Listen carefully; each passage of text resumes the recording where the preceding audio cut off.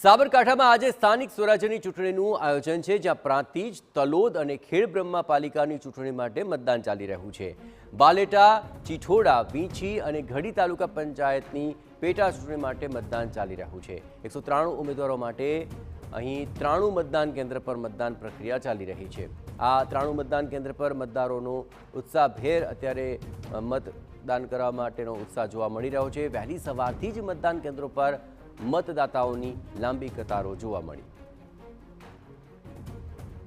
साबरकांठा जिला में कुल 47 मतदान केन्द्र संवेदनशील होवाथी पोलीसना उच्च अधिकारीओ द्वारा सतत अहीं नजर रखाई रही है और साथ शांतिपूर्ण माहौल में मतदान थाय ए माटे 470 सुरक्षाकर्मीओ और अधिकारीओनो चुस्त बंदोबस्त गोठवायो छे।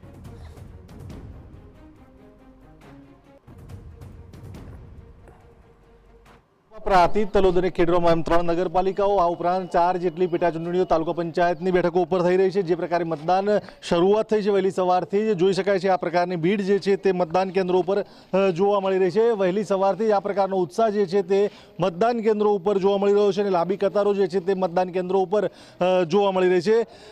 જે પેટા ચૂંટણી અને નગરપાલિકાની ચૂંટણી યોજાઈ રહી છે, લગભગ 193 જેટલા ઉમેદવાર જે છે તે મેદાને ઉતર્યા છે અને આ 193 ઉમેદવારમાંથી નગરપાલિકા અને પેટા ચૂંટણીના જે પોતાના વિસ્તારના પ્રતિનિધિઓ છે, જનપ્રતિનિધિઓ, તેઓને ચૂંટી નીકાળશે।